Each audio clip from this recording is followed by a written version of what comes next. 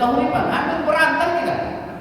Pendapat pandai awak, ini kurang baca kitab kuning maju mundur.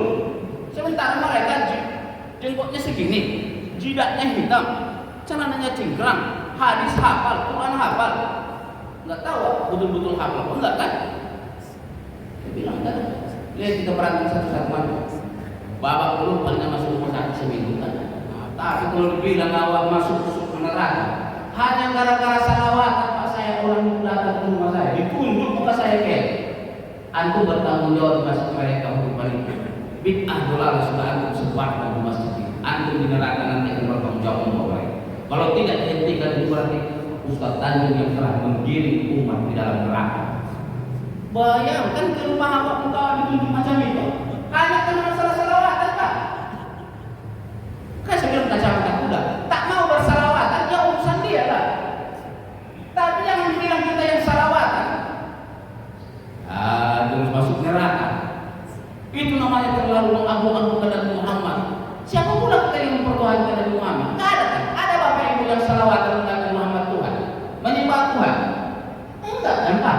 Kita bersalawat kepada Nabi itu, tawasul kepada Nabi itu, berkahnya kita ambil kepada aulia para ulama.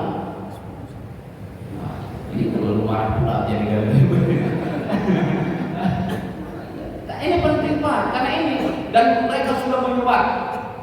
Dan alhamdulillah Pak, kalau di dalam kehidupan tinggal satu mereka. Jadi masjid raya itu mau dikudeta, itu intinya. Dikudeta masjid raya Telatorin. Bapak lewat di kehidupan lihat masjid di desa, masjid raya Telatorin. Itu yang mau dikudeta 10 tahun yang lalu.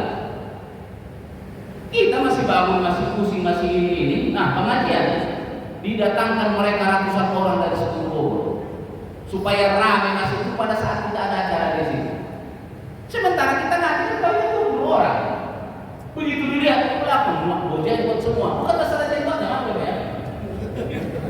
Ini bukan masalah jenggot. Saya memang nggak tunggu jenggotnya. Bukan masalah jidatnya hitam. Jidat kau hitam ada urusan dengan saya kan? Tapi kalau kau bilang aku masuk neraka karena saya tahlilan, enggak dari saya mati kan? Karena dari dulu dari opung saya itu tahlilan kan Pak? Itu persoalan ini masalah kacamata kuda. Tak soal lah kau hanya belajar satu mazhab. Ini bilang Ibnu Taimiyah, Ibnu Qayyim al-Jauziyyah, semua ulamanya, Abdullah bin Bas di Arab Saudi, Utsaimin, silakan. Tapi jangan perlu bilang kamu masuk neraka gara-gara peringatan Maulid Nabi. Janganlah begitu. Sok kali merasa paling suci. Cuma mereka saja yang ahli sunnah. Kita ahli bid'ah semua. Cuma mereka aja masuk surga Pak. Kita masuk neraka. Ini walau hanya macam ini ahli neraka semua ini. Kurung yang tadi itu bukan dianggap bila-bila lagi, tapi bid'ah. Saya sudah tonton video yang lengkap yang baru meninggal di Bogor, tokoh salaf yang di Bogor itu, Abdul Qadir Jawaz. Saya tonton video yang jelas. Saya kan nggak mau juga sembarang. Saya tonton untuk apa? Yang melakukan kunut itu setiap subuh bid'ah dolalah. Nah, itu Ustaz Kurnia memimpin kita di dalam neraka. Terus ditanya dia gimana Ustaz kalau ada imamnya itu pakai kunut, kita bagaimana? Jangan ikut kunut, diam aja. Makanya lihat ada jemaah imamnya kunut, dia jangankan. Itu fatwanya itu. Jangan ikuti bid'ah. Tapi kan kau nggak mau. Namanya berjamaah kalau imam ruku sujud kunut, itu namanya berjamaah. Kita ini kan orang cerdas. Kalau kita dari AKN Muhammadiyah namanya Ahlus Sunnah wal Jamaah. Berangkat kita ke Madinah ke Mekah, sholat. Di sana sholat subuh pakai kunut kan? Enggak kan? Kira-kira Bapak nancap nggak kunutnya? Imam, sami Allahu liman hamidah. Allah ini Madinah kalau ada kunut. Ya, karena kita punya ilmu. Kalau imam nggak pakai kunut, kita nggak pakai kunut. Salah satu ulama Wahabi Salafi yang besar di Jakarta itu adalah Khalid Basalam. Dia jadi moderat dikit, meskipun tetap berbeda apa? Ya Pak. Kalau imamnya itu kunut kata dia, dan ini saya tahu udah bagus nih Ustaz Khalid. Kalau imamnya kunut, ikut kunut. Karena ini berjamaah. Mereka pun berbeda-beda. Tapi kalau kau tak mau kunut, jangan sholat di masjid itu. ya sudah jelas. Ah ini masih terakhir baru pakai kulut, kan bawa cari yang pasti ada kulutnya, cari ya. Tapi kalau kau sholat di sini kata beliau itu kulut karena imamnya kulut. Tapi kalau Abdul Qadir Jawas bilang jangan kulut, itu bid'ah dolal.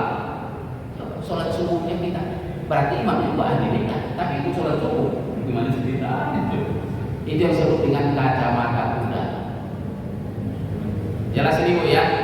Jadi ini harus sama-sama, terutama kita DKM ini. Jangan berikan ruang. Awalnya baik-baik datang sholat karena mereka setiap waktu itu sholatnya di masjid.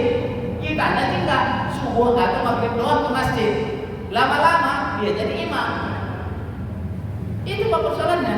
Karena dilihatnya jarang pada datang, itu pepetnya di sini. Kebetulan imam dia datang, temannya bilang, antum maju. Maju. Ntar zuhur, dilihat jalan kita yang tak ada, antum maju.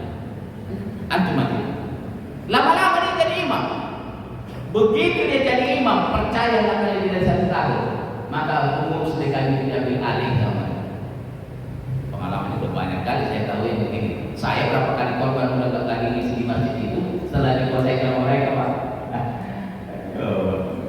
Dan setelah itu udah semua ustadz yang pakai kulut gak bakal ceramah lagi sih.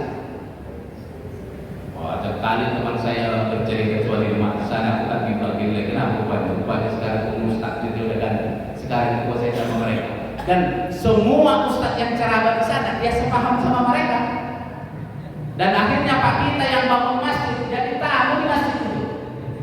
Mereka penguasa masjid.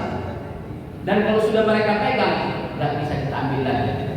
Kecuali kita kudeta, berantem. Kalau enggak sampai mati pegang mati. Hati-hati lah. Kenapa saya bilang ini? Saya pengalaman. Karena pengalaman lah. Akhirnya di Kahuripan itu ada satu masjid di kelas pertama dari saya tadi. Nah, saya bilang kalian bisa nanya. Terserah kalian disitu mau ngapain misalnya. Pokoknya mulai hari ini waktu mereka mulai hari ini kalian tak berhak lagi datang. Sholat aja di masjid raya. Tapi jangan pernah lagi protes masalah kunut, masalah ini selesai. Oh enggak berantem gitu. Udah gitu aja. Saya lebih pilih berantem daripada berdebat. Karena saya tak cukup ilmu kalau berdebat. Kalau berantem berani kita. Makanya Pak kalau di DKM itu harus ada satu atau preman kita lah. Kalau saya ustaz semua. Cari satu dua orang yang bisa dibentak. Karena yang begini pun dibentak. Kalau enggak nanti kalau Bapak santun diludahi kita. Saya sudah malah bukan hanya di luar, diinjak. Bayangkan di rumah saya bukan kayak dituntut begini. Antum ahli bid'ah bertanggung jawab. Oh, 3 hari saya sakit gara-gara itu.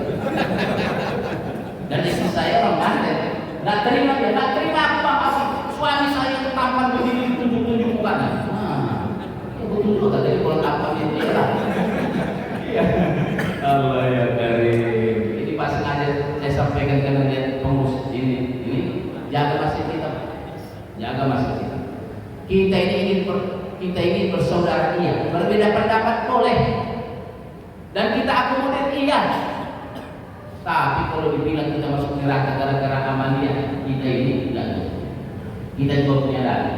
Kalau Bapak tak tahu lagi Ustaz kita udah banyak berguru kita.